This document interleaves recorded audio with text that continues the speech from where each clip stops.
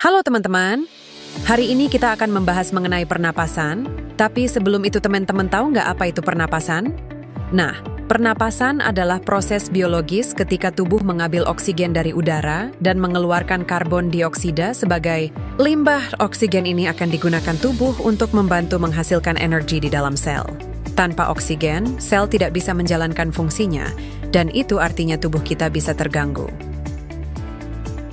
Nah teman-teman, dalam proses kita bernapas setiap hari, ada organ-organ yang terlibat dalam sistem pernapasan kita, di mana organ-organ tersebut adalah hidung, yang merupakan tempat masuknya udara ke dalam sistem pernapasan. Hidung juga berfungsi untuk menyaring, menghangatkan, dan melembabkan udara sebelum masuk ke paru-paru. Faring yang merupakan saluran yang menghubungkan rongga hidung dan mulut ke laring. Faring juga berperan dalam sistem pencernaan karena membawa makanan. Laring yang merupakan organ yang berisi pita suara dan berperan dalam menghasilkan suara. Laring juga berfungsi untuk mencegah makanan dan minuman masuk ke saluran pernapasan. Trakea yang merupakan saluran yang menghubungkan laring dengan bronkus. Trakea berfungsi sebagai jalur utama bagi udara untuk menuju paru-paru. Bronkus adalah cabang dari trakea yang membawa udara ke paru-paru. Bronkus bercabang menjadi bronkiolus. Bronkiolus adalah cabang kecil dari bronkus yang membawa udara ke alveolus paru-paru, yang merupakan organ utama dalam sistem pernapasan yang berfungsi untuk pertukaran gas oksigen dan karbon dioksida antara udara dan darah. Nah, proses pernapasan sendiri dimulai saat kita menarik napas. Udara masuk melalui hidung atau mulut, melewati trakea, lalu menuju paru-paru. Di paru-paru, udara masuk ke alveolus katung udara kecil, tempat terjadinya pertukaran gas. Di sana, oksigen masuk ke dalam darah, sementara karbon dioksida berpindah dari darah ke alveolus untuk dikeluarkan saat kita mengembuskan napas. Tapi bagaimana sebenarnya udara bisa masuk dan keluar dari paru-paru kita? Udara bisa masuk dan keluar dari paru-paru kita karena melalui dua mekanisme pernapasan, yaitu inspirasi dan ekspirasi.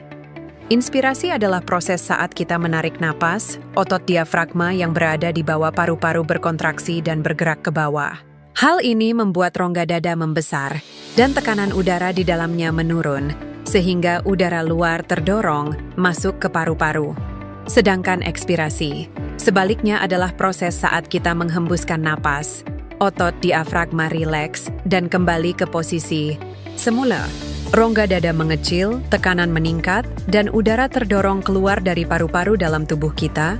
Pernapasan dibagi menjadi 3 jenis, yaitu: yang pertama, pernapasan internal adalah proses pertukaran gas antara darah dan sel-sel tubuh, di mana oksigen dari darah masuk ke sel dan karbon dioksida dari sel masuk ke darah.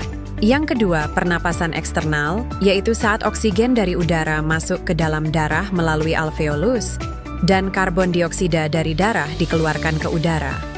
Dan yang ketiga, pernapasan seluler, yaitu proses di dalam sel yang menggunakan oksigen untuk mengubah glukosa menjadi energi, menghasilkan karbon dioksida dan air sebagai hasil sampingannya. Nah, selain jenis-jenis pernapasan, pernapasan juga bisa menggunakan pernapasan dada dan perur, di mana pernapasan dada adalah otot-otot antar tulang, rusuk, otot interkostal, mengembang dan mengempis untuk membantu memperluas dan mengecilkan rongga dada, sehingga udara masuk dan keluar. Pernapasan dada juga cenderung lebih dangkal dan cepat, namun lebih efektif saat aktivitas fisik. Sedangkan pernapasan perut adalah otot diafragma, yang terletak di bawah paru-paru, berkontraksi untuk memperluas rongga dada dan menarik udara masuk. Peretawa perut nabin efisien dan neda memunbeken udara dari banyak besuk ke paru-paru, sehingga lebih baik untuk relaksasi dan latihan pernapasan dalam. Lalu apa fungsi utama pernapasan? Nah, fungsi pernapasan punya banyak fungsi penting. Di antaranya fungsi utama pernapasan, yaitu menyediakan oksigen untuk proses metabolisme, membuang karbon dioksida dari tubuh, menjaga keseimbangan pH darah, dan membantu dalam proses suara dan penciuman. Tetapi, di sini bukan hanya fungsi utama saja, tetapi ada faktor-faktor yang mempengaruhi pernapasan seperti yang pertama, aktivitas fisik. Saat kita berolahraga atau melakukan aktivitas berat, tubuh membutuhkan lebih banyak oksigen. Akibatnya, kita bernapas lebih cepat dan dalam untuk memenuhi kebutuhan tersebut. Yang kedua, emosi dan stres. Ketika kita sedang cemas, marah, atau panik, pernapasan bisa menjadi cepat dan dangkal. Ini karena tubuh bersiap menghadapi kondisi fight or flight.